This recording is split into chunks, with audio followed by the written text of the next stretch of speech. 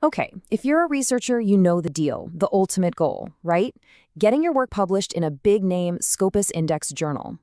You can think of Scopus as the bouncer at the most exclusive club in academic publishing. It's this massive database that makes sure journals meet a certain standard of quality. Getting in is a huge badge of honor. But the road to get there, man, it is often paved with some seriously frustrating rejection letters, even for amazing, groundbreaking work. And that leads to the question that probably keeps a lot of researchers up at night. You've poured months, maybe even years, of your life into this project. The research is solid, the findings are important, so why the constant stream of no? Well, it turns out the reason often has way less to do with how good your ideas are, and a lot more to do with something else entirely. So today, we're going to take a look at how to get over that wall. We'll break down why great research sometimes fails, how getting an expert review before you submit can be a total game changer, and what that whole process actually looks like. All right, first up, the great publishing wall. Let's really dig into why so many papers with really good research, just don't make the cut before they even get a proper read. So, here's the wild part. A lot of the time, the top reasons for getting rejected have almost nothing to do with the quality of the research itself. Nope, it's all about the presentation. We're talking about things like a confusing structure, arguments that are kind of hard to follow, or, and this is a big one, just not following a journal's super specific nitpicky guidelines. This is what's called a desk reject, and it's where fantastic ideas get tossed aside before a peer reviewer ever even sees them. Okay, so if the big problem is presentation, what's the solution? Well, that brings us to what we're talking about today, expert review. You can think of it like having a critical friend, someone who can stress test your work before it ever gets to an editor's inbox. And let's be really clear about what we mean here. This is not just about catching a few typos or fixing some grammar. We're talking about a super deep dive into your manuscript done by somebody who is a legitimate expert in your specific field. They look at everything from the strength of your argument to the narrative flow, all with one goal in mind: getting your paper ready for a top-tier journal. I think this quote just nails it. It really captures the whole vibe of the process. This isn't about someone judging your work.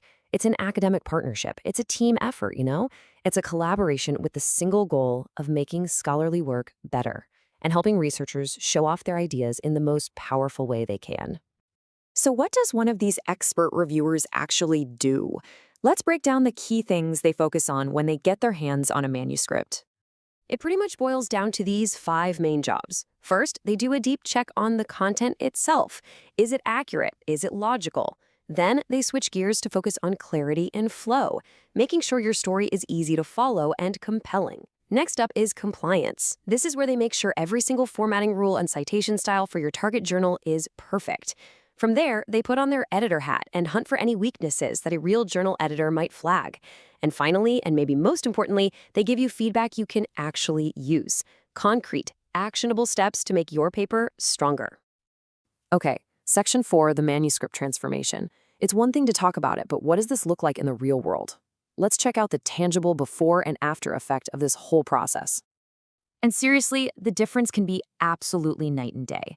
You can start with a draft that's got a ton of promise, but is still a bit rough around the edges, the kind of paper that might get a quick rejection, and you can transform it into something polished, professional, and authoritative that really grabs an editor's attention. Just look at this breakdown. A manuscript goes from having kind of disorganized arguments to a really well-structured logical flow. It goes from a limited literature review to a truly comprehensive one. A vague methodology becomes crystal clear and easy to replicate. Basically, the paper's status shifts from high risk of desk rejection all the way over to a substantial chance of acceptance. I mean, that is a massive, massive difference. So this all leads us to a really practical question. How do you actually pick the right kind of support? Because not all review services are the same. Here's a quick guide on what you should be looking for. This is so important. You absolutely need reviewers who are actual experts in your niche field, people who have real experience with Scopus-level journals. You also want to look for a process that's totally transparent, a serious commitment to publishing ethics, and a reputation for giving feedback that's constructive and helpful, not just critical. It all comes back to that idea we talked about, finding a real academic partner. And all of this leaves us with a pretty big question about the future of research, doesn't it? In this incredibly competitive academic world we're in, is getting this kind of expert support becoming the new secret to success? You have to wonder. Could this collaborative approach be the thing that makes sure groundbreaking ideas don't just get written down, but that they actually get read, get recognized, and make the impact they're supposed to?